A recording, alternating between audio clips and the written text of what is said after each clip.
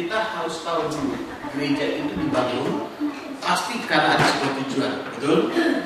Gereja itu dibangun karena ada sebuah tujuan. Bagaimana cara kita mengetahui tujuan? Sederhana, kita harus tahu apa yang ada dalam isi hati Tuhan. Karena gereja yang bangun adalah Tuhan sendiri, betul? Dan ketika kita tahu apa yang ada dalam isi hati Tuhan, gereja ini adalah kalau pakai bahasa teknik, tools atau alat untuk mencapai sebuah tujuan. Nah, apa yang ada dalam isi hati Tuhan itu yang perlu kita renungkan, saudara. Saudara siap untuk terjadinya pergeseran paradigma? Siap ya? Karena kalau kita nggak kembali ke esensi, kita nggak kembali ke dasar, jangan-jangan kita pikir kita sedang berada dalam jalan Tuhan, tapi ternyata tidak sesuai dengan apa yang Tuhan mau. Kalau kita gereja, bangun gereja hanya sekedar bingung gedung, bingung event, kegiatan, dan sebagainya, saya rasa kita akan kehilangan esensi di sana. Nah, jadi kita akan merenungkan hari-hari ini, kita akan banyak merenungkan tentang esensi dulu. Kalau kita tahu prinsip, kita tahu esensi, maka kita akan bertumbuh dalam Tuhan. Kalau saudara tahu masa-masa pandemi ini memang masa-masa yang luar biasa, di mana banyak anak Tuhan jadi tidak ke gereja, ya. Kemudian gereja-gereja besar yang jumlahnya ribuan atau puluhan ribu, nggak sampai 20% yang ikut ibadah online karena mereka merasa berbeda dan sebagainya dan sebagainya. Pertanyaannya sederhana, apa yang terjadi ketika misalkan muncul masa penganiayaan? Apa yang terjadi ketika muncul masa-masa di mana perang terjadi, gedung gereja dihancurkan? Apakah gereja hancur? Ini menjadi hal yang sangat menarik, saudara. Mari kita lihat dulu. Saya akan membahas tentang pelayanan, saudara. Tentang melayani. Matius 20:28 dikatakan begini, sama seperti anak manusia datang bukan untuk dilayani, melainkan untuk melayani dan untuk memberikan nyawanya menjadi tebusan bagi banyak orang. Ingat, anak manusia datang bukan untuk dilayani, melainkan untuk melayani. Ketika kita bicara pelayanan, sama. Apa itu pelayanan? Apa esensi dari sebuah pelayanan?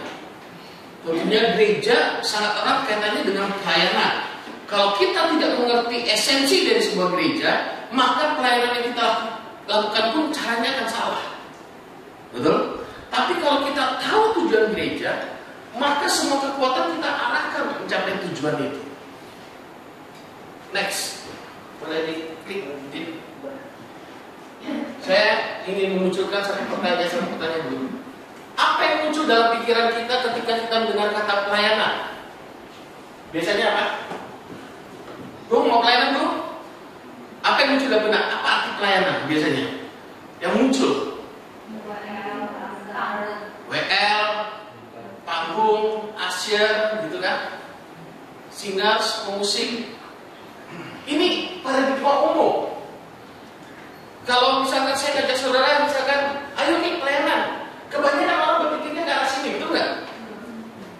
Yang dipikirkan apa? Aktivitas gereja. Tapi pertanyaan saya, apakah ini esensi dari gereja?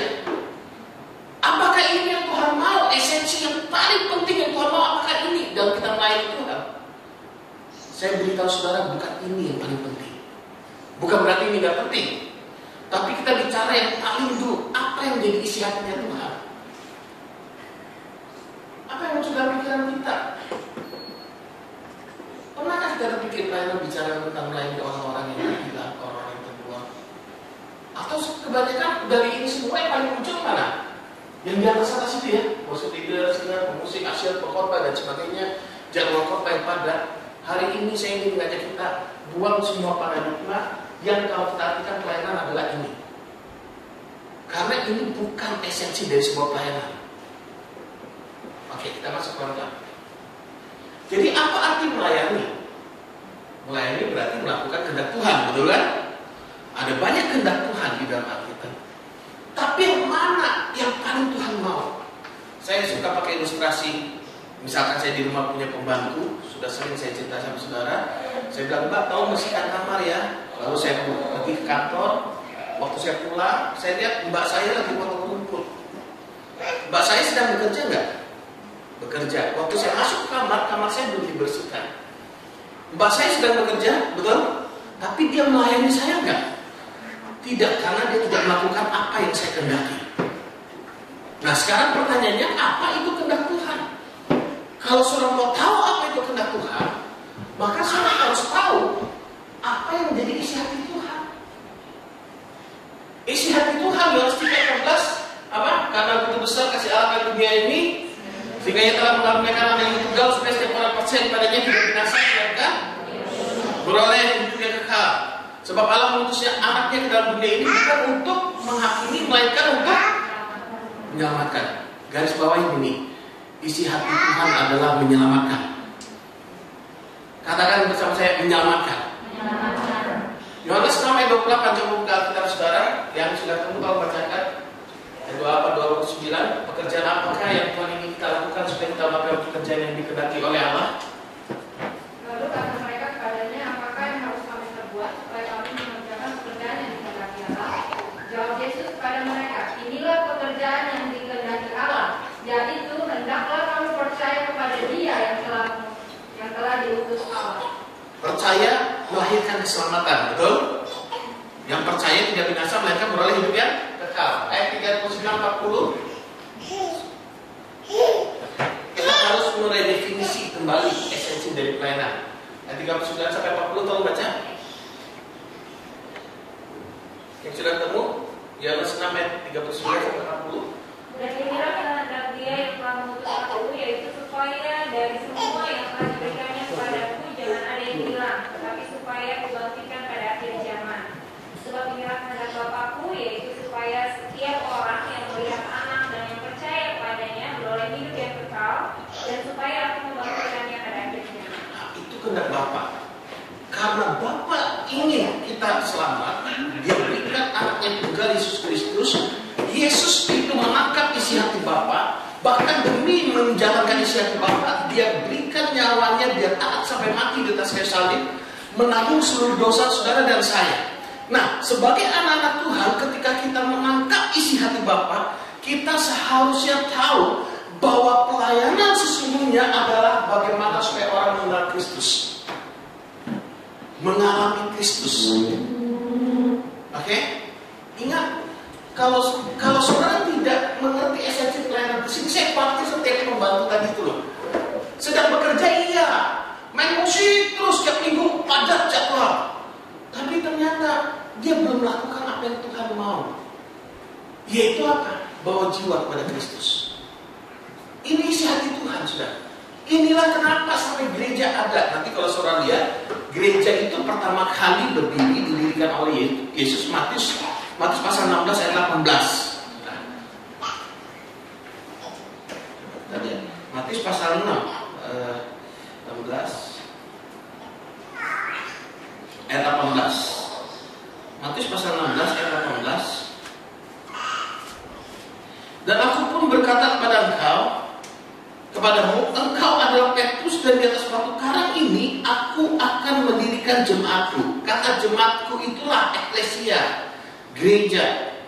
Dan alam maut tidak akan menguasainya. Saudara perhatikan, keselamatan itu kekal, alam maut dikalahkan, alam maut tidak akan menguasai gereja. Tidak, gereja dibangun supaya alam maut tidak menguasainya. Saudara, alam maut tidak mungkin menguasai gereja. Dan kalau saudara perhatikan kata eklesia itu ekkaleo, saudara, artinya orang-orang yang dipanggil keluar dari kehidupan dunia ini masuk dalam kerajaan Allah. Saudara mungkin maksudnya? Jadi gereja itu berbicara orang, pribadi. Tanamkan dulu di dalam pikiran kita. Gereja bukan gedung, gereja bukan GPA, organisasi. Ini adalah organisasi. Ini adalah gedung. Tapi gereja adalah diri kita masing-masing. Siapkan dulu mindset kita di sini. Jadi kalau saya mau melayani, yang saya layani adalah pribadi-pribadi. Bisa nangkap sampai di sini? Pelan-pelan. Mindsetnya harus di-set benar dulu ya. Jadi orang-orang yang dipanggil keluar, masuk ke dalam terangnya ajaib, masuk dalam kerajaan Allah. Dan waktu dia hidup di dunia ini, hidup dalam kerajaan Allah, mencerminkan kemuliaan Allah, bagi kemuliaan Allah. Makanya nanti bukan hanya bertobat, tapi memimpin orang kepada kesempurnaan Kristus. Jadi ingat, saya rindu setiap keluarga muda kita harus paham ini bahwa gereja itu adalah saya. Tidak tahukah kamu bahwa tubuhmu adalah baik Allah, baik Roh Kudus. Jadi yang kita pusingkan itu justru diri kita.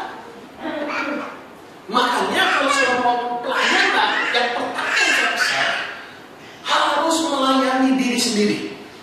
Karena tubuhmu adalah baik Allah, Roh Kudus diam di dalam kamu. Biarkan dirimu menerima firman, biarkan dirimu dilayani oleh Roh Kudus, biarkan dirimu dikotbahkan Injil. Ini pelayanan yang paling penting, yang mendasar. Setiap orang percaya harus melayani dirinya sendiri. Sehingga ketika mau ada perang, mau ada ibadah, nggak ada ibadah, dia bisa melayani dirinya sendiri. Nah, kondisi banyak anak Tuhan sekarang ini, mereka tidak bisa melayani dirinya sendiri. Mereka sangat bergantung pada pendeta, mereka sangat bergantung pada organisasi, mereka sangat bergantung pada ibadah minggu, dan mereka pikir yang penting hadir di ibadah minggu. Itu salah paradigmanya. Bukan berarti ibadah minggu tidak penting, tapi yang maksud saya adalah biarkan diri kita dilayani oleh Sang Firman dan oleh Roh Kudus. Itulah gereja. Mulai dari sana dulu. Kita lihat aja. Ingat ya, tujuannya supaya setiap orang percaya, selamat. Jadi apapun yang kita lakukan dalam pelayanan, kerahkan seluruh kekuatan, pikiran, perasaan, tenaga, dana, gedung, atau semua supaya orang selamat. Ini esensi gereja. Nah, bagaimana supaya selamat? Itu lagi menjadi pertanyaannya. Kan gitu ya. Bagaimana supaya banyak orang selamat, supaya orang lain selamat? Kita tentu tahu ini Roma 10. Sebab barang siapa berseru pada nama Tuhan akan diselamatkan. Tetapi bagaimana mereka dapat berseru pada namanya jika mereka tidak percaya kepada Dia? Bagaimana mereka dapat percaya kepada Dia jika mereka tidak mendengar tentang Dia? Bagaimana mereka mendengar tentang Dia jika tidak ada yang memberitakannya? Dan bagaimana mereka dapat memberitakannya jika mereka tidak diutus? Seperti ada tertulis, betapa indahnya kedatangan mereka yang membawa kabar baik. Jadi kalau kita bicara pelayanan sesungguhnya, terletak garis depannya dalam memberitakan Injil. Setuju ya? Bagaimana supaya selamat? Jawabannya sederhana, beritakan Injil. Saudara mau melayani Tuhan semua ya? Oke, pertanyaannya lagi berikutnya begini. Bagaimana supaya saya dapat memberitakan Injil? Kan gitu kan? Gimana supaya saya dapat memberitakan Injil? Jawabannya di sini. Kita perlu yang namanya diperlengkapi. Kita perlu melayani diri sendiri, diperlengkapi dengan berita Injil. Setelah Injil itu penuh dalam diri saya, baru saya bisa mengeluarkan Injil dari hidup saya. Bisa nangkep ya? Sampai sini ya, pelan-pelan ini. Yang jadi masalah adalah banyak orang mau pelayanan. Makanya kenapa saya bilang kita harus bergeser paradigma. Paradigma WL, singer, pemusik dan sebagainya, aset dan sebagainya itu baik. Tapi kita harus mengalami pergeseran paradigma tentang pelayanan. Kenapa? Karena kalau banyak orang begini, pinginnya jadi WL, jadi singer, tapi nggak pernah mau diperlengkapi, nggak pernah mau belajar firman, nggak pernah mau biarkan dirinya dilayani oleh firman dan Roh Kudus. Dan akhirnya dia sebenarnya tidak pelayanan. Dia sedang melakukan aktivitas di gereja, dia sedang melenceng dari jalur Tuhan tanpa dia sadari. Karena fokus dari pelayanan sebenarnya adalah jiwa-jiwa. Yesus datang untuk jiwa-jiwa, bukan untuk kita jadi penyanyi. Paradigma kita pelayanan sebagai seorang penyanyi, taruh dulu di bawah. Maka maksudnya, saya mengajak saudara berpikir esensi dulu. Kalau sudah ketemu esensi, lalu kita ngajak jiwa, lalu kita buat ibadah orang di jamaah Tuhan, itu urusan nanti lah. Itu salah satu kendaraan. Tapi esensinya bukan di mimbar. Esensinya adalah jiwa-jiwa. Saudara melayani jiwa-jiwa supaya mereka diselamatkan mengenal Kristus. Katakan bersama saya, supaya jiwa-jiwa diselamatkan bertumbuh kepada kesempurnaan Kristus. Sederhananya di sana. Jadi kalau saudara mau melayani, saudara berpikir, bagaimana ya supaya orang yang saya layani ini mengenal Kristus. Yang kedua, bertumbuh dalam Tuhan. Betul? Betul ya? Nah, kalau saudara sudah nangkap di sana, berarti kan saudara harus tahu kira-kira apa yang perlu saudara lakukan. Nangkap maksudnya? Oke. Jadi empowering ini merupakan pembekalan untuk setiap pelayan Tuhan sehingga dapat melayani di NLC atau FC. Ini yang paling gampang kalau saudara mau pelayanan sesungguhnya. Dalam masa empowering atau pembekalan ini, maka diwajibkan aktif dalam semua program-program wajib New Life sehingga memahami visi New Life, mengetahui inti dan bentuk-bentuk pelayanan New Life, saudara, serta memahami prinsip-prinsip kebenaran yang diajarkan di New Life dan menghidupinya. Jadi begini, ketika saudara berkata, saya rindu melayani, maka apa yang perlu dilakukan? Saya harus dipersiapkan. Saya harus melayani diri sendiri dulu. Tahu itu dalam mindset kita. Kita harus seragam dulu ini.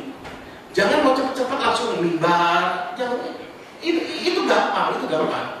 Ini kan cuma aktivitas. Tapi yang terpenting itu adalah apakah diri kita sudah dilayani oleh Roh Kudus dan Firman belum? Makanya New Life saat ini kita akan melakukan yang kita sebut dengan pendataan ulang. Nanti saya akan jelaskan pada saudara step by step bagaimana kita bersama-sama. Dan saya berharap saudara yang sudah pelayanan lama atau baru pelayanan, mari ikutin prosedurnya. Prosedurnya ini baik. Kenapa? Karena ini untuk jaga depan. Jadi kalau pelayanan itu bukan ini. Pokoknya pelayanan keyboard lah, kalau nggak mau. Kalau atau drum atau bass atau apa. Nggak bisa begitu sekarang. Oke, kita lihat dulu. Nanti saya berharap saudara bisa tanya jawab dulu. Jadi karakteristik yang dimiliki untuk mengikuti empowering menjadi seorang pelayan Tuhan pasti sudah lahir baru, mengalami kasih Kristus, baptis. Ya, kalau dia nggak mau baptis, waduh, repot ini. Mengasihi Kristus dan memberikan hidupnya untuk melayani, memiliki hati anak yang mau belajar dan diajar karena dia harus melayani dirinya sendiri. Sehati, sepikir, satu kasih, satu jiwa, satu tujuan. Tidak mencari kepentingan sendiri. Kita mau sehati bersama-sama. Kalau nggak sehati ya nggak repot, saudara. Itulah yang munculnya masalah. Siap untuk berkomitmen dan berdisiplin. Oke, bagaimana bentuk empowering sebenarnya di New Life ini? Sederhananya kita punya New Life Celebration Service ibadah minggu. Oke, ibadah minggu, doa malam. Lalu kita nanti konseling dengan Bapak Rohani atau Ketua NLC kita sementara. Nanti pelan-pelan atau surat bingung, surat ke saya atau ke Google. Kalau yang bagian baru-baru. Lalu mengenali esensi dan bentuk-bentuk pelayanan New Life. Dan konseling itu saudara akan dijelaskan. Esensi seperti yang saya jelaskan pada saudara ini, bahwa pelayanan itu sebenarnya bicarakan jiwa-jiwa, bukan bicara jabatan, bukan bicara jadwal dan sebagainya. Kemudian menemukan talenta dan karunia. Tapi sebelumnya, saudara diharapkan mengikuti Sun Foundation 1. Sun Foundation 1 ini wajib bagi setiap keluarga New Life. Kalau saudara nggak pelayanan pun, nggak tanda petik, nggak aktif di gereja pun, saudara harus memberikan diri saudara untuk mempelajari Sun Foundation 1. Nah, kalau kita mungkin kendalanya biasanya kebanyakan waktu, betul ya? Oh ini nggak bisa 1 minggu pada ada bolong-bolong ini. Tenang, sekarang teknologi sudah canggih. Kita main sistem belajar mandiri. Kasih tahu kira-kira enak kali belajar mandiri. Yang belajar tambah pintar, yang nggak belajar dia tetap goblok kan gitu kan? Ya, yang belajar tambah pintar, saudara. Bagaimana caranya dalam mengikuti Sun Foundation 1 akan dimentori oleh Ketua NLC. Setiap pertemuan Sun dan Ketua NLC akan dicatat dalam kapsul. Maksudnya gini, saudara kan kita kan sudah ada rekaman dari Sun Foundation 1 yang online. Waktu misalkan Atta mau pelayanan, saya mentoring dia. Bagaimana caranya? Dia hadir di dalam ibadah. Gitu kan, baik ibadah online ataupun ibadah bersama, pokoknya hadir dalam ibadah. Lalu ikutin Sun Foundation 1. Sun Foundation 1 nya gimana? Nonton videonya di rumah. Saya kasih bahan PDF-nya untuk pertemuan pertama. Nonton, pahami, kita ketemu, kita discuss. Bisa kan maksudnya? Apa yang sejauh mana yang kamu pahami, yang menurutku kurang, aku tambahin. Yang kamu mau tanyakan bisa diskus langsung. Oke? Habis itu pulang. Waktunya fleksibel nggak? Fleksibel, otomatis saya harus menyediakan waktu banyak buat apa dong? Itulah pelayanan personal, pribadi. Nah, maksudnya? Oke? Nanti pertemuan kedua akan nonton lagi. Saya kasih lagi PowerPoint-nya apa, PDF-nya, gitu kan? Pelajari, nonton, kan ada bukunya. Kita sama di sini sudah ada buku kan? Nah, saudara akan diberikan bukunya. Nah, setelah pelajari, nonton dan sebagainya, baru ketemu lagi pertemuan kedua dan saya. Apa yang dipahami tentang kasih karunia? Apa yang dipahami tentang hubungan orang? Jadi begitu sampai materi itu selesai. Semakin cepat dia menonton, semakin cepat dia belajar, semakin sering kami ketemu, cepatlah selesainya sama kondisi satu. Tapi ingat, goalnya bukanlah harus selesai di sana, tapi paham nggak? Mengerti nggak? Karena nanti ketika saudara melayani orang lain, saudara bisa menyampaikan sama kondisi satu ini. Bisa nggak maksudnya? Karena inilah yang sudah beritakan supaya orang mengenal Kristus, mengalami Kristus. Nanti kita ada sama kondisi 1 sampai sama kondisi 5. Nah, itulah ketika saudara mengajarkan kebenaran demi kebenaran, maka orang akan bertumbuh. Itulah pelayanan sesungguhnya. Bisa nangkep dulu di sini? Oke, pelan-pelan. Lalu mengikuti NLC atau dia anggota FC. Ada FC di rumah misalkan. Boleh, ini salah satu boleh. Lebih bagus kalau dua-dua. Di rumah dia ada FC, tapi NLC juga dia ada. Nah, lalu mulai aktif dan melayani di NLC dan FC. Inilah inti pelayanan mulai. Jadi sebenarnya ketika seseorang memberi diri untuk Pak, aku mau melayani di mulai, bisa dia langsung melayani di mana? NLC atau FC. Karena di NLC saudara diminta untuk berdoa. Di NLC saudara diberi kesempatan untuk bersaksi. Di NLC saudara diberikan kesempatan untuk sharing firman. Itulah pelayanan. Di NLC saudara bisa ketemu anggota NLC lain curhat, ngobrol-ngobrol. Ketika ada masalah, itulah pelayanan. Mendengar juga. Mendengar, saudara diperlengkapi gitu kan ya. Menghadapi kasus-kasus. Tetap menangkap visi gereja. Kenapa dia dari surat terus disampaikan sesuai dengan yang dinilai celebration service. Tema kita tetap sama. Jadi tema ibadah minggu, tema NLC, tema FC semua sama. Sehingga waktu saudara mendengar berulang-ulang, saudara merenungkan, saudara mengaplikatifkannya, itu akan jauh lebih kuat. Kalau saudara dengar selama ini khotbah cuma 1 kali, percayalah, mungkin hari Rabu saya tanya saudara sudah lupa. Betul?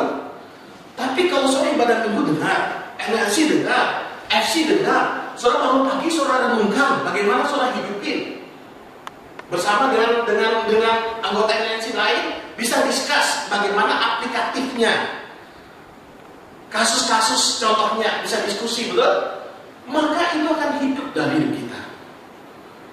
Jadi saudara jangan berpikir, kenapa sih bahannya kayak gak ada bahan lain? Bukan kekurangan bahan, tapi bagaimana firman ini dihidupin. Makanya kita buat sesimpel mungkin. Saya tahu bagi sebagian orang sederhana kali sih, masa bahannya ini dulu. Tapi kalau kita belum hidupin, berarti kita belum paham firman itu. Kalau kita sudah hidupin, baru kita mengerti. Nah, jadi esensi pelayanan gue, setelah tahu ini, kalau sampai ke-28, dia akan menceritakan apabila tiap orang kami nasihati dan tiap orang kami ajari dan dalam secara hikmat untuk memimpin tiap orang pada kesempurnaan Kristus. Misalkan, saya sama Nini. Tadi esensi gereja apa? Supaya Nini apa? Misalnya ini juga baru. Supaya Nini apa? Percaya pada Yesus. Ya, diselamatkan dan bertumbuh pada kesempurnaan Kristus. Itu memimpin tiap orang pada kesempurnaan dari Kristus. Nah, bagaimana supaya itu bisa terjadi? Maka saya harus memberitakan Kristus kepada Nini. Maka saya harus memperhatikan pribadi Nini. Betul? Maka saya harus menasihati, mengajar, dan memimpin Nini kepada kesempurnaan Kristus. Itu bisa terjadi nggak kalau cuma seminggu sekali di gereja kita datang ibadah, selesai ibadah pulang? Bisa terjadi nggak? Nggak akan bisa. Maka itu hanya bisa terjadi kalau saya punya pertemuan khusus sama Nini. Makanya kenapa kita ada FC. Family Church itu jawaban betul. Hati bapak-bapak berbalik pada anak-anak dan hati anak-anak berbalik pada bapak-bapak. Kebanyakan keluarga-keluarga bobor karena gak ada FC, gak ada teladan. Karena bapak sibuk, hati-hati saudara. Saya berdoa sungguh-sungguh setiap keluarga mulai ini dipegang menjadi prinsip warisan rohani yang turun nanti karena cucu kita. Saudara, karena itu pekerjaan besar. Kita bapak-bapak harus belajar komitmen untuk mendisiplin waktu untuk hadir dalam pertemuan FC. Jangan begini, minggu ini bapak nggak ada, udah mama jalankan. Minggu depannya bapak nggak ada, mama jalankan. Ini sama aja, gitu kan? Kehadiran saudara dalam FC itu sangat berarti bagi anak-anak. Mungkin saudara bukan pengkhotbah hebat. Papa saya sudah nggak ada. Papa saya nggak pernah ambil Alkitab. Ayo duduk anak-anak, cari firman. Enggak. Tapi kehadirannya cuma ngobrol-ngobrol itu membekas sekali dalam hati saya. Dan saya bisa melihat itu kadang tengah malam atau bangun pagi sekarang saya lihat bisa tiba-tiba ingat papa gitu ya. Saya pikir Tuhan. Jadi hubungan itu penting. Nah kalau kita nggak disiplin, nggak komitmen di sini, saudara, maka kita akan kebobolan lagi, balik lagi lah. Sama termasuk saya misalnya pendeta. Kalau saya pokoknya terima jadwal terus, akhirnya nggak pernah FC, nggak pernah bersama dan anak, mesbah keluarga, nggak pernah sharing, nggak pernah damping mereka, ya balik lagi. Makanya ini harus kita ingat esensi pelayanan kita, melayani diri sendiri, melayani keluarga. Katakan sama saya, melayani diri sendiri, melayani keluarga. Itu dulu. Nah kalau itu sudah terjadi, saudara tahu sudah ini kan, memberitakan Kristus, fokus pada tiap orang, menasihati, mengajar, dan memiliki tiap orang pada kesempurnaan Kristus. Kalau ini sudah terjadi, kita siap bertanggung jawab, siap berkomitmen, siap berkorban, siap untuk taat, gitu ya, melakukan apa yang Tuhan mau dalam hidup kita. Jadi kita harus mengerti melayani diri sendiri. Ini garis bawah. Sebelum soal pelayanan semua di sini, sebelum pelayanan keluar, layani diri sendiri. Itu harus mengerti dulu. Kalau seorang tidak melayani dirimu sendiri dengan benar, percayalah hidupmu pasti jatuh bangun dan gak masih.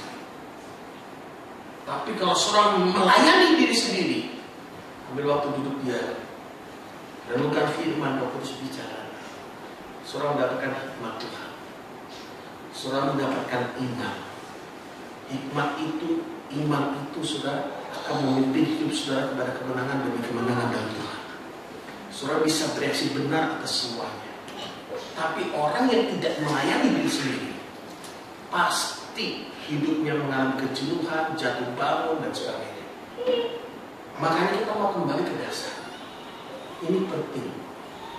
Ini sangat penting. Oke, nah kita akan melihat. Jadi sebenarnya, saudara sadar atau tidak, setiap orang percaya itu adalah pelayan Tuhan. Identitas saudara bukan hanya anak, tapi identitas saudara adalah hamba kebenaran.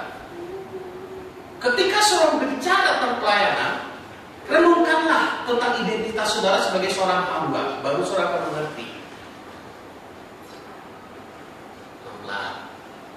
Selama ini kita selalu ketika bicara pengembalaan, renungkanlah identitas kita sebagai domba. Identitas domba apa? Mengikuti suara gembala. Betul? Kalau kita bicara pengembalaan, tentu kan kita hanya domba. Kalau kambing, menanduk gembala.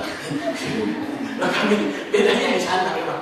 Loh, kalau domba itu gembala berjalan di depan, cuma ngomong, domba ikut. Ya, waktu kita di sana ada ya.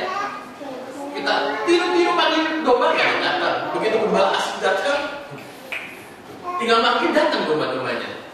Kalau kambing, gembalanya di belakang, aja, pakai Taurat mungkin pakai apa. Enggak, saya percaya kita semua adalah domba-domba Allah. Amin. Apa yang Tuhan sampaikan, kita taat sama-sama. Nah, jadi keluarga New Life itu mengikuti New Life Celebration Service, ibadah, doa malam. Ini yang kita harapkan. Saudara, lalu dia mengikuti NLC atau FC untuk membekali diri mereka. Dan Tuhan ingin yang lebih besar lagi, bersama-sama dia keluarganya siap menjadi berkat bagi keluarga lain, baru dia mendaftarkan diri masuk dalam yang saya sebut dengan excellent servant ini. Excellent servant ini bukan berarti aku pelayan excellent, bukan. Maksudnya ini, saya siap memberikan yang terbaik buat gereja ini, buat sesuatu yang lebih besar. Bisa nggak maksudnya? Jadi excellent servant itu bukan membanggakan, oh saya kan pelayan yang excellent, bukan. Tapi seperti Ibu Tita jelaskan yang lalu bahwa kita pelayan Tuhan yang siap memberikan yang terbaik bersama dan keluarga seharusnya melayani di excellent servant team. Bisa nangkap dulu di sini? Bisa ya? Oke. Apa yang dilakukan? Oh, excellentnya kurang sih. Apa yang dilakukan dalam excellent servant team? Nah, inilah yang kita mau lakukan adalah pendaftaran ulang. Saudara mau pelayan Tuhan lama, pelayan Tuhan baru, tolong nanti saudara mendaftar. Nah, waktu saudara mendaftar nanti saya akan cek, saudara sudah ikut NLC belum? Saudara sudah ikut SAR belum? Kalau belum, maka saudara akan masuk dalam empowering dulu.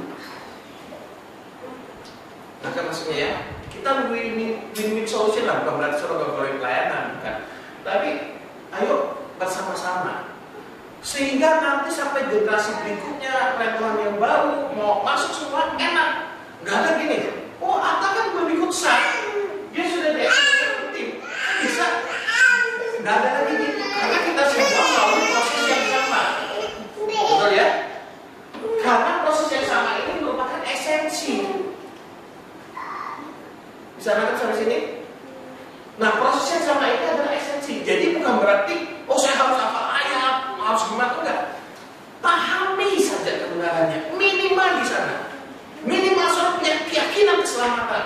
Saudara tahu bagaimana cara saudara selamat. Saudara mengenal kasih karunia Tuhan yang luar biasa itu.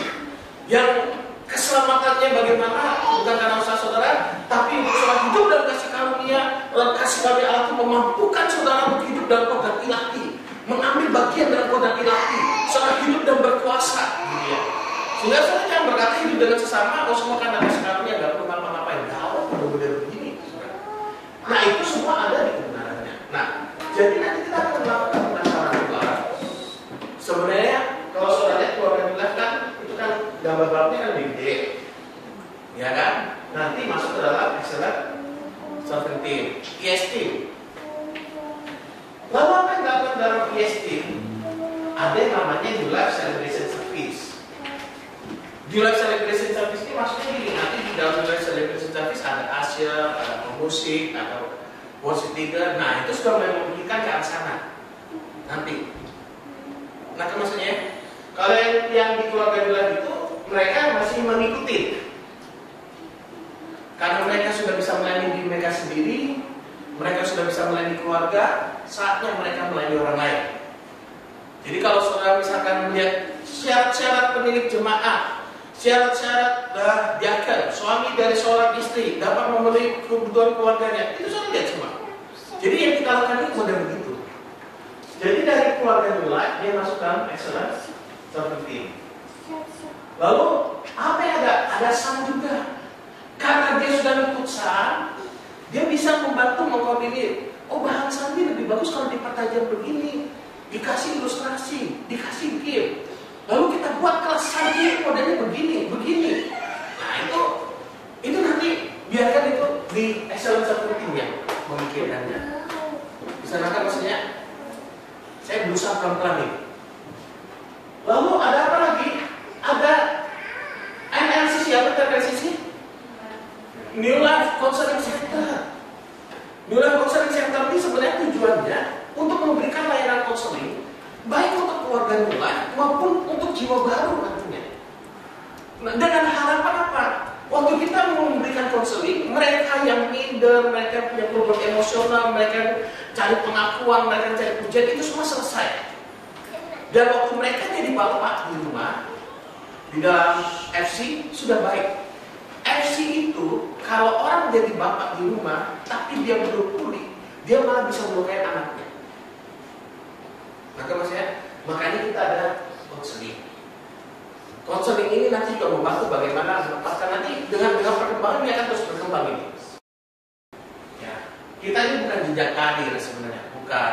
Ini yang awal dibentuk, ini dimulai, kemudian kembali berjalan. ICT ini yang membantu saya memikirkan ini semua. Jadi ini semua terjadi hasil pertemuan dengan ICT dan tim meeting. Gitu ya, kita harus tempatkan diri sesuai dengan dan fungsi masing-masing.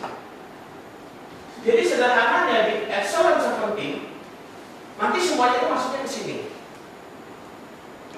Masuknya ke sini. Nanti yang benar-benar terpilih lagi bisa masuk dalam ICT dan seterusnya. Nah, ada 5 hal yang William akan kembangkan saat ini. Makanya perlu sebanyak mungkin orang sebenarnya.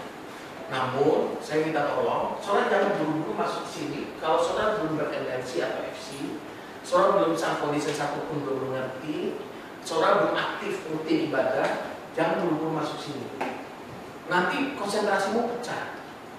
Lebih bagus kamu konsentrasi FC, NRC, ibadah, perlengkapan diri. Atau waktu kalau misalkan kerja, dengan begini aja FC, NRC sudah habis waktu saya. Misalkan, ya udah konsentrasi di sana, itulah pelayananmu, gak apa-apa. Nanti kalau misalkan sudah, masuklah ke dalam sini. Bisa nanti maksudnya? Kira-kira gambarannya? Oke ya. Jadi cepat celebration service, pelayanan penyelenggaraan ibadah dan penyelenggaraan di gereja dan ibadah raya dan malam ada CFC. Jadi ini ada Asia, ada NRCFC yang memperhatikan besuk dan sebagainya. Nanti ini perbedaan. Ada sekolah minggu, ada facilities masuk maintenance. Kayak 3 bulan dari pakai sudah berjalan gitu kan. Kita juga nggak tahu pas dan yang minggu lalu berjamuran katanya. Kemudian ada SAN, merupakan pelayanan mulak yang menghasilkan bahan-bahan pemberitaan sampulisi 1 sampai 5, bahan NLC, dan FC dan tema bulanan. Ini nanti saya dengan kopi lah, kebanyakan full time ini lah. Jadi dosa hukum Taurat SKB itu sampulisi 1, sampulisi 2 keputusan gereja, sampulisi 3 kesehatan konseling, sampulisi 4 presenter leadership, sampulisi 5 sekret kami. Kalau saudara sudah menguasai ini sudah basic banget. Kalau saudara menguasai ini, ketemu anak teologi yang cuma kuliah sekedar kuliah, saudara pasti lebih menguasai. Ya, makanya jangan kuliah sekedar kuliah.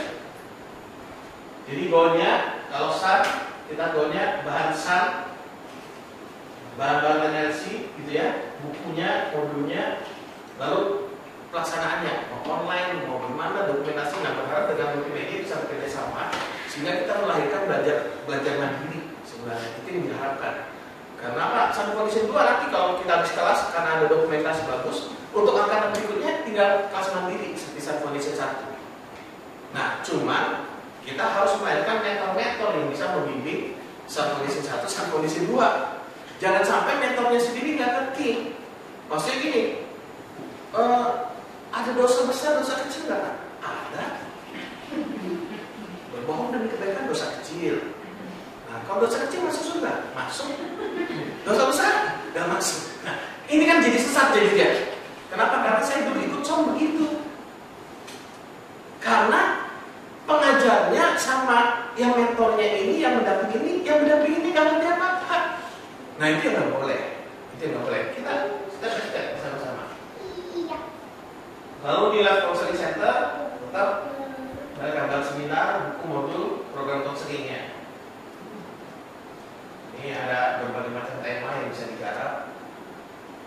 Kemudian di Life Training Center, ya. Kemudian di Life Multimedia Center. Sama, ada targetnya masing-masing ya.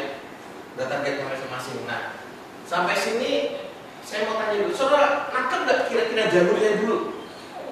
Sebelum kita lebih detail, jalurnya kira-kira ngerti nggak? Jadi setiap keluarga nyulap seharusnya diharapkan ngapain? Ada CFC,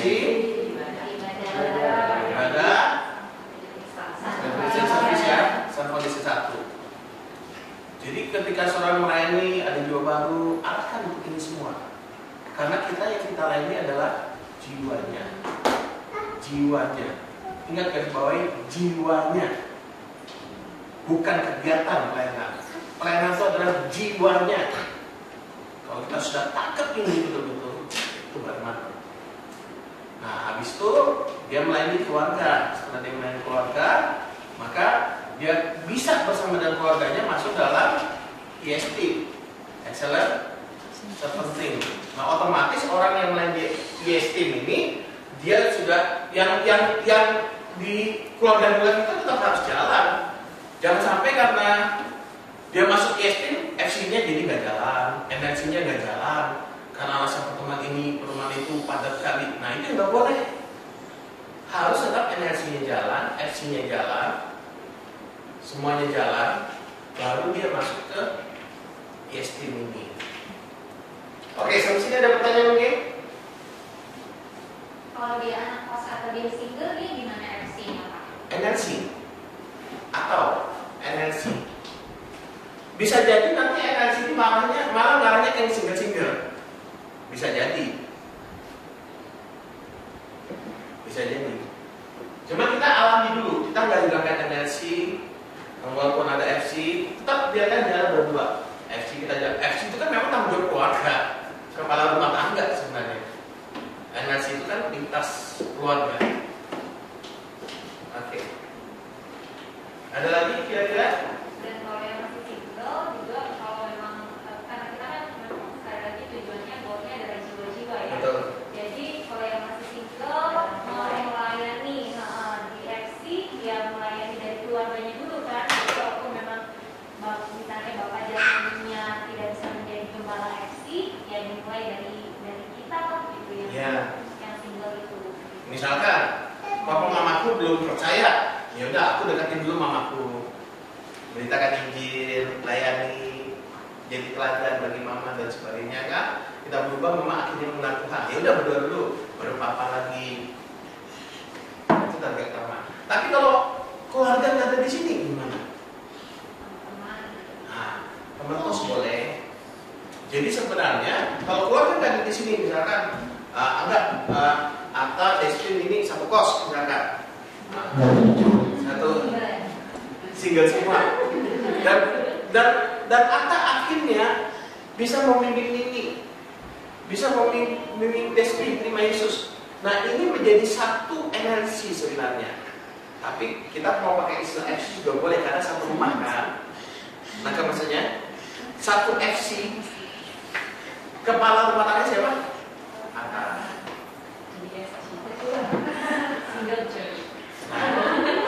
Cuman akan lebih gampang kalau bukan keluarga kita sebutnya NLC. Akan lebih mudah supaya kita nggak bingung. Maka maksudnya, jadi yang kalian daftarkan ini walaupun singkat, daftarkan sebagai NLC. Walaupun NLC-nya satu rumah. Karena bukan keluarga benar-benar keluarga. Maka maksudnya, jadi FC itu kan tujuannya melahirkan bapak-bapak rohani di rumah tangga, melahirkan pelayan-pelayan Tuhan di rumah tangga, bukan di gereja. Nah, yang melahirkan pelayan-pelayan di gereja itu casting. Nah, maksudnya, dari dia di rumah tangga bagus, masuk ke casting, wah ini gereja akan sangat kuat. Ya, gereja organisasinya kita bersama-sama sebagai tubuh Kristus. Ingat, gereja yang kita bahas family church, ingat, kalau Alkitab ada yang namanya city church. Ini dua-dua harus jalan bersama-sama. Makanya surat kepada jemaat di Efesus, surat kepada jemaat di Filipi dan sebagainya. Nah, itu sudah bicara city church. Jadi kalau dalam tradisinya orang Israel itu, orang-orang yang duduk di pintu gerbang kota menentukan nasib kota itu dalam perjanjian lama. Itulah yang diartikan sebagai gereja. Makanya kalau kita lihat eklesia itu di sana. Di dalam perjanjian lama itu adalah orang-orang yang terpanggil keluar dari kehidupannya, duduk bersama-sama di gerbang kota, memikirkan nasib kota. Itu dalam PR. Tapi tidak jelas itu gereja, cuman sinonimkan dengan gereja. Oke, ada pertanyaan lagi mungkin? Biar jelas dulu satu paradigma dulu, saudara harus bergeser paradigmanya. Jadi kalau saudara benar-benar melayani diri sendiri, saudara melayani keluarga, jangan saudara merasa belum pelayanan. Saudara sedang pelayanan. Manfaatnya banyak kok. Kalau FC itu manfaatnya bagi diri kita. Saya sebagai bapak, salah satu manfaat bagi diri saya yang saya rasakan adalah ketika saya mengajar, saya mengajarkan sesuatu kepada istri dan anak saya harus melakukan. Maka maksudnya, apa yang sudah saya lakukan itu menjadi kontrol sendiri bagi diri saya. Misalnya kan, ketika saya bilang kita harus menghormati Roh Kudus, yuk komitmen, kita FC. Anak-anak itu, kalau bapaknya nggak komitmen, nah inilah yang akan merusak. Nah makanya kita dengan satu kerendahan hati, dengan sebuah kesadaran, kalau kita ngambil tanggung jawab untuk FC, kita mau menghidupi kebenaran. Karena orang yang bisa melayani adalah orang yang memang menyadari bahwa hidupnya untuk Tuhan. Lalu bagi anak-anak, banyak manfaatnya. Dia terhadap, dilatih melayani, dan sebagainya. Oke, ada lagi mungkin? Kita perjelas dulu ini prosedurnya. Pak, kalau dia sudah ikut NLC, sudah ikut salah satu, sudah FC, sudah ikut ibadah, tapi dia nggak punya bapak rohani atau dia nggak mau dipakai, itu gimana? Alhamdulillah, pembapak itu nggak bisa dipaksakan. Sebenarnya kan begini, yang kita lakukan ini adalah kita melahirkan bapak rohani di rumah, bapak jasmani dan bapak rohani. Di generasi kita memang kita masih butuh gereja sebagai bapak rohani. Nah kan maksudnya? Tapi anakmu seharusnya nih, bapak rohaninya adalah suamimu atau kamu. Bukan cari di gereja lagi. Bisa nggak maksudnya? Makanya pelayanan ini pelayanan yang besar. Kenapa besar? Dampaknya itu generasi kepada generasi dan menghasilkan dampak yang kekal. Makanya saya berdoa sungguh-sungguh supaya saudara memahami ini. Walaupun kelihatannya sederhana, kan itu kan sederhana gak sih? Sederhana, saya berkomitmen 1 kali aja dalam 1 minggu minimal. Buat ibadah di rumah, anak saya melihat hidup saya, melihat kesungguhan saya melayani Tuhan, melihat komitmen saya dalam beribadah kepada Tuhan, melihat apa yang saya ajarkan dan teladan dari hidup saya. 1 minggu 1 kali saja, sederhana kan? Tapi sesuatu yang sederhana kalau saudara lakukan dengan setia, tekun dan disiplin di sana, itu dampaknya sangat besar. Jadi kalau nggak ada anak, suami istri boleh biasakan betul-betul di sana. Sehingga ketika ada anak semuanya sudah bagus. Mungkin untuk pertanyaan ini, apakah boleh melayani DSM seperti itu? Apabila sudah rajin ibadah, ada NLC, ada ikut angkatmu, Cuman belum punya bapak rohani. boleh nggak? Boleh, cuman secara natural begini. Kalau dia belum punya bapak rohani, yang susahnya itu begini nih. Yang susahnya adalah memang dia aja gak mau dibapain. Nah, dapatnya. Nah, akan selalu ada orang-orang yang begitu. Tapi ingat semuanya kan proses pertumbuhan, proses pengenalan, ya kan? Gak mungkin dong aku tiba-tiba datang ke Desti, tapi jadi bapak rohanimu. Kenal belum? Dia terhadap hidup saya belum? Dan value hidup saya belum? Prinsip-prinsip belum ada. Makanya istilah bapak rohani itu seringkali merusak ya. Bapak-bapak itulah. Makanya kenapa zaman Yesus sampai berkata, jangan kau menyebut seorang bapak di dunia ini. Kenapa? Karena yang merusak ahli-ahli Taurat orang Farisi itu. Mereka sudah dipanggil bapak, mereka sudah mengajar, tapi tidak melakukannya. itu bapak yang tidak berfungsi sebagai bapak. Makanya sampai sebenarnya jangan sebut mereka bapak. Keras Yesus. Gitu. Jadi memang pembapaan itu alami, nggak bisa diprogram, nggak bisa dipaksakan. Dulu memang awal-awal kita paksa program ya. Nah, kalau dibilang, oke bentuk pembapaan dulu. Oke dulu. Siapa bapak siapa, pokoknya cari dulu ya udah. Tapi dengan alami, misalnya Atta dulu. Setelah itu saya bapaknya. Lalu setelah berjalan ternyata hatinya menderita. Silakan pindah. Yang penting kamu mau bapak rohanimu menerima kelemahan bapak rohanimu. Jangan begini surat pembapaan itu, jangan begini. Mata berantem, gak cocok pindah. Cari berita. Berantem lagi, gak cocok pindah lagi cari berita. Itu artinya kamu gak mau dibapakin. Kalau pembapaan itu gini, aku sama Atta, aku percaya sudah connect nih. Aku percaya dalam kualitas Tuhan atas Atta. Sekalipun, misalkan Atta bapak rohani itu ya, Atta bapak rohani. Sekalipun aku bilang dokter, karena aku percaya ada otoritas Tuhan atas dia, aku tetap menyukai dia. Itulah yang kulakukan dalam bapak rohani itu. Jadi aku tetap menyukai dia. Ada godaan? Ada. Aku hampir tidak bapak rohani. Syukur aku nggak pindah. Lo iya, kan selalu untuk tetangga lebih baik kan?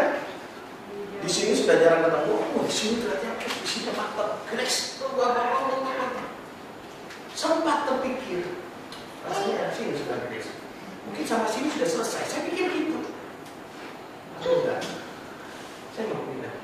Saya tetap komit. Dan ternyata apa yang dulu saya pikir bapak rohani saya salah, ternyata dia benar semua. Kadang kita nggak bisa melihat ke arah sana. Makanya dalam pembapaan itu belajar melalui proses. Nah kalau orang nggak mau dibapain, yang rugi sholat sendiri. Memang kita kadang berpikir bapak rohani kok pikirannya sempit ya. Kadang terasa gitu, ada saat-saatnya terasa gitu. Kadang kita terasa, aduh bapak rohani kok lagi error nih ya. Ya kalau bapak rohani itu lagi error, justru kamu dekati bantu dia. Beritahu dia jangan sampai error. Itu dong.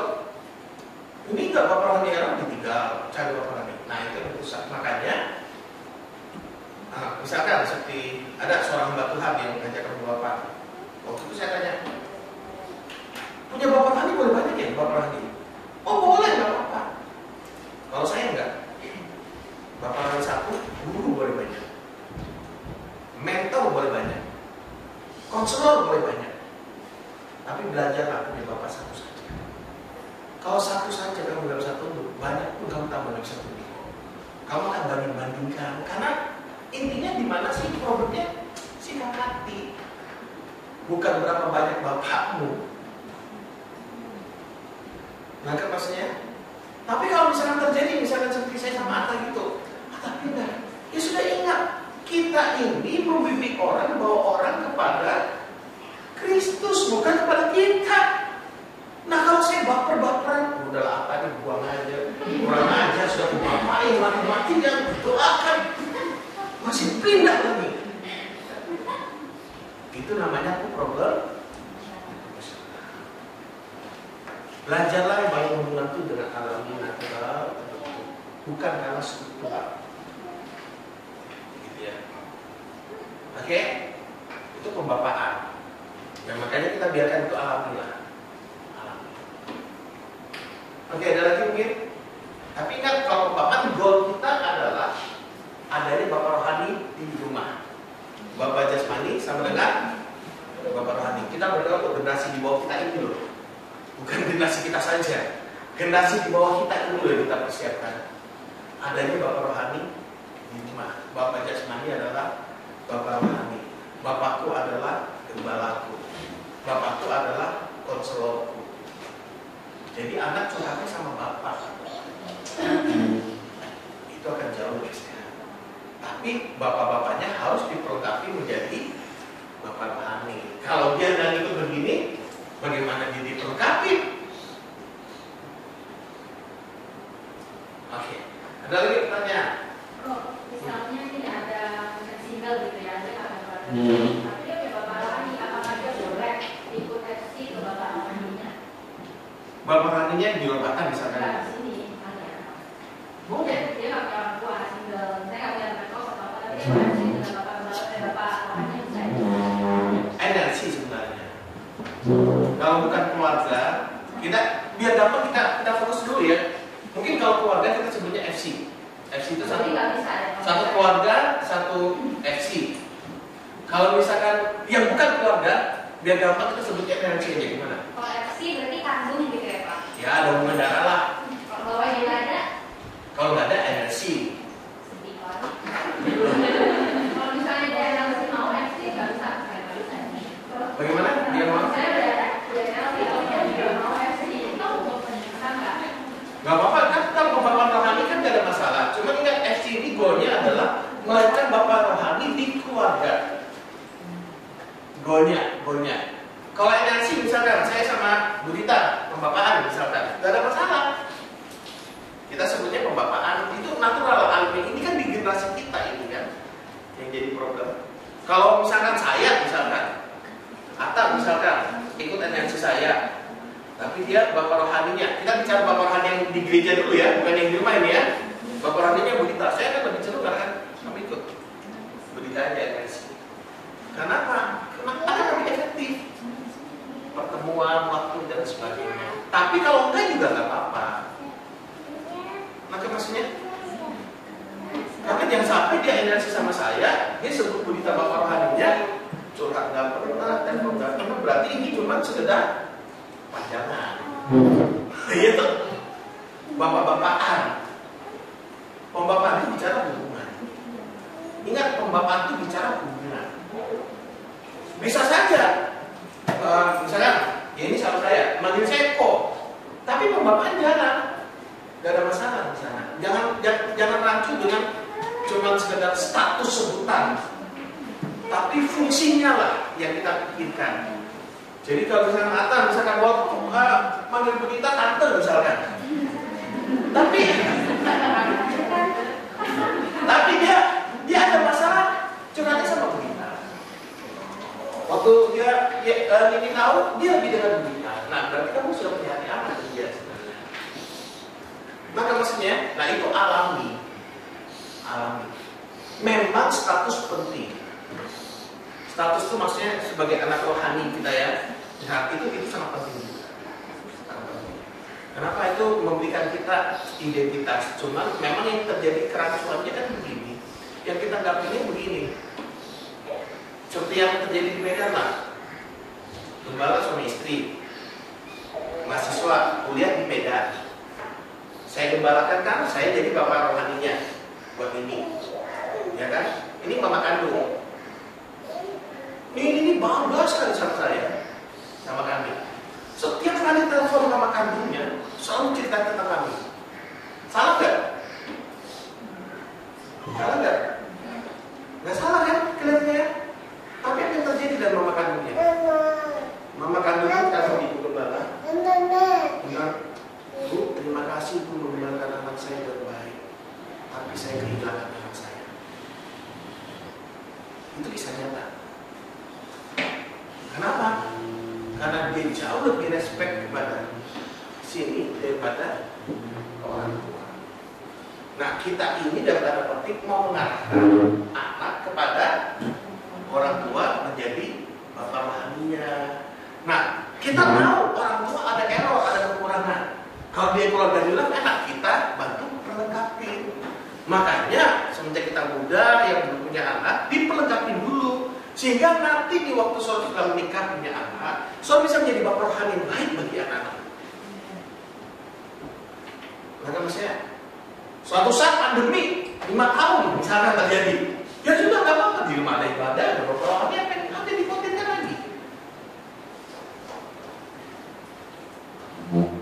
Oke, tahapannya kira-kira sudah nggak paham? Jadi keluarga dulu sebenarnya semuanya itu adalah pelayan Tuhan yang melayani di energi atau FC itu. Jadi berarti kalau belum pelayanan di sini berarti belum pelayanan. Cuman kita juga nggak mau begini Surah. Jangan sampai Surah juga jadi eksklusif salah tangkap lagi. Salah tangkap ini. Kan aku sudah ibadah di rumah. Ngapain lagi ibadah di gereja?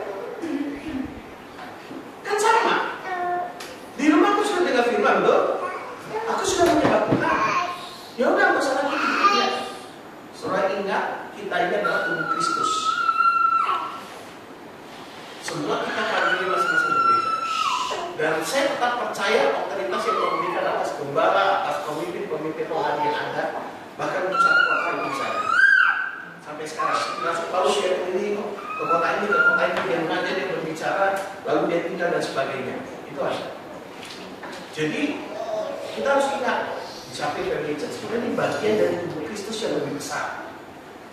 Kalau tangan, jangan putus dari tubuh. Ketika kamu merasa sudah bisa berfungsi, ya kan, bisa berkerumping, jangan merasa aku nggak butuh tubuh. Itu yang nggak boleh. Kita ini adalah bagian dari tubuh.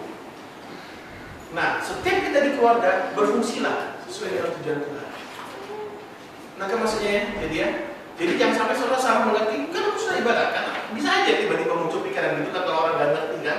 Sudah doa, apa bedanya doa di gereja Yesus? Ingat, kita ini bagian dari tubuh.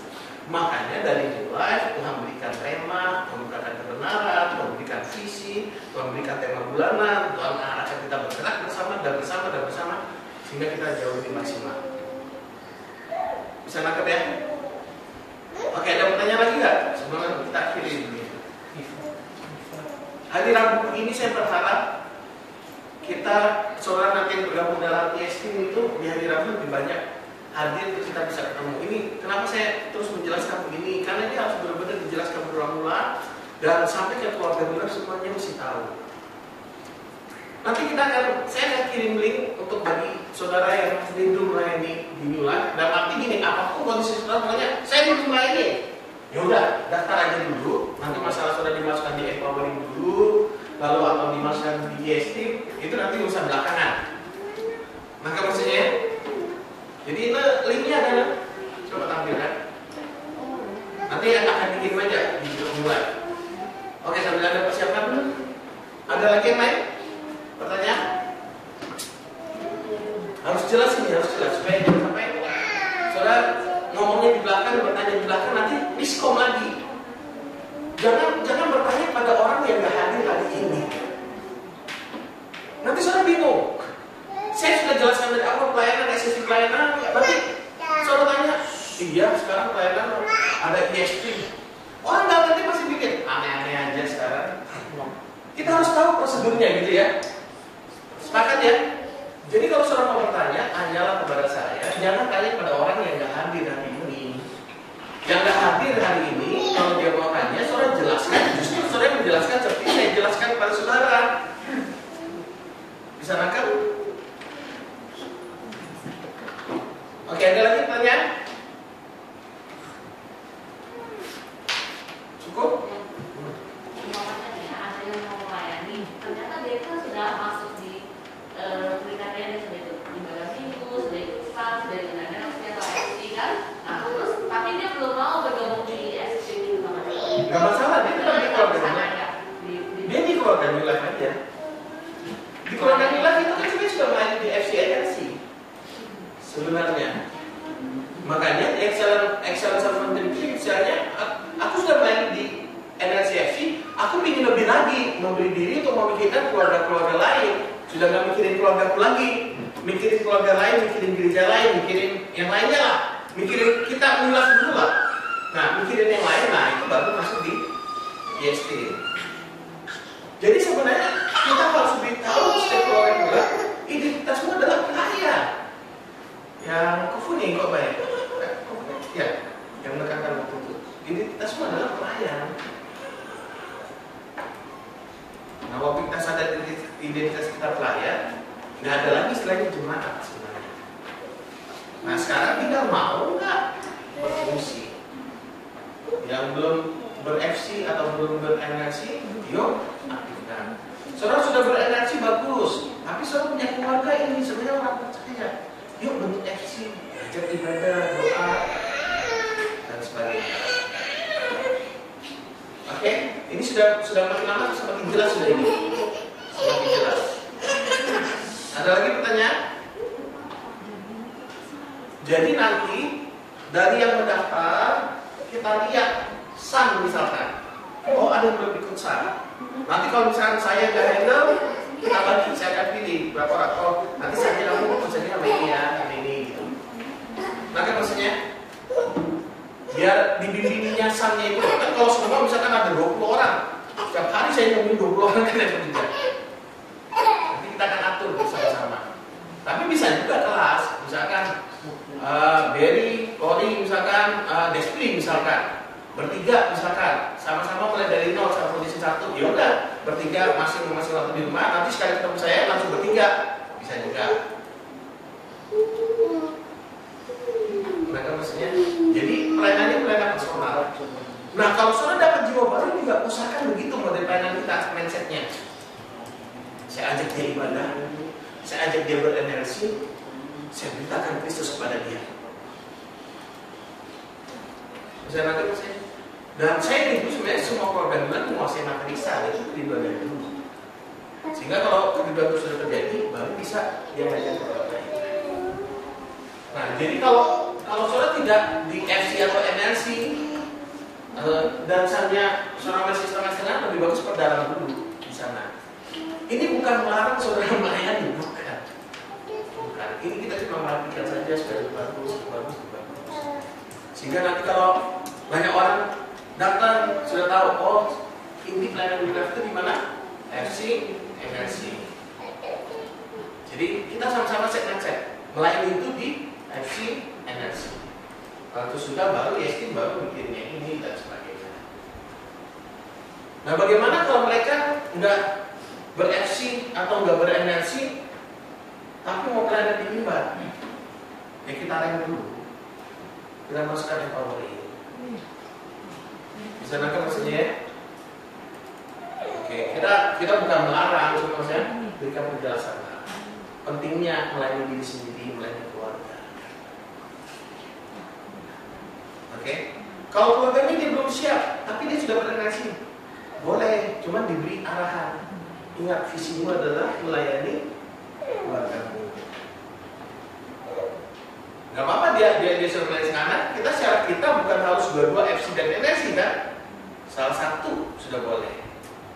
Kita dampingin lah proses pertumbuhan. Gitu. Nah nanti saudara yang kasih link ini ke bawah. Nah saya berharap saudara bisa mengisi ini, mengisi online semua. Jadi ini kita cuma mengambil data lalu kita nanti alokasikan. Ada berapa orang, ada berapa tim nanti, yang mana yang masuk empowering, yang mana masuk Yestin, kira-kira kerinduannya di mana. Nah kalau kerinduan hatinya kan saudara sudah tahu kira-kira pelayanannya apa. Kalau seorang bingung, udah aku timnya ASER ya, udah terus saja dulu ASER, nggak ada masalah. Nanti kan kita arahkan, kita pertajam, kita ada tes tools dan sebagainya, kalau supaya lebih tajam dan lebih baik. Oke, cukup. Ada pertanyaan terakhir?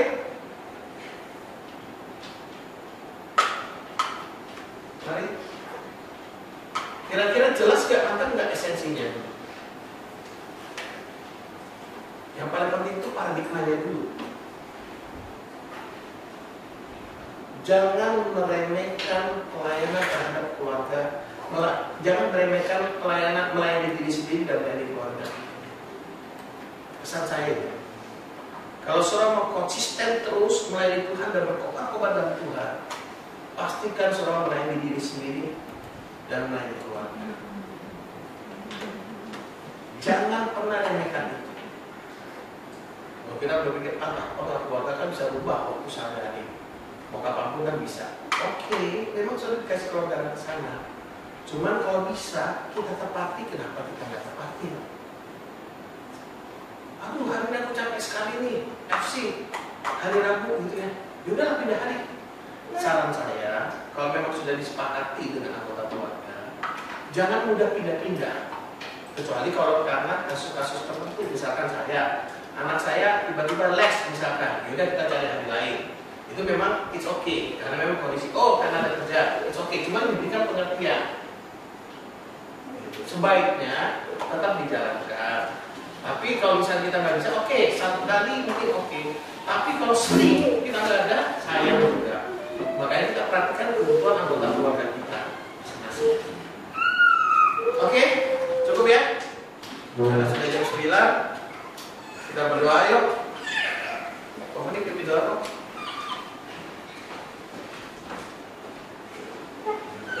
Kita berdoa. Bapak, terima kasih Tuhan buat malam hari ini, buat kebenaran firman-Mu yang mengajar kami untuk memperbaiki segala sesuatunya. Semuanya tujuannya Tuhan untuk keahlian, memberi diri untuk mau dipimpin, dibekali sehingga Tuhan generasi berikutnya ya Bapak boleh mendapatkan Bapak rohani di rumah masing-masing, boleh digembalakan oleh orang tuanya masing-masing.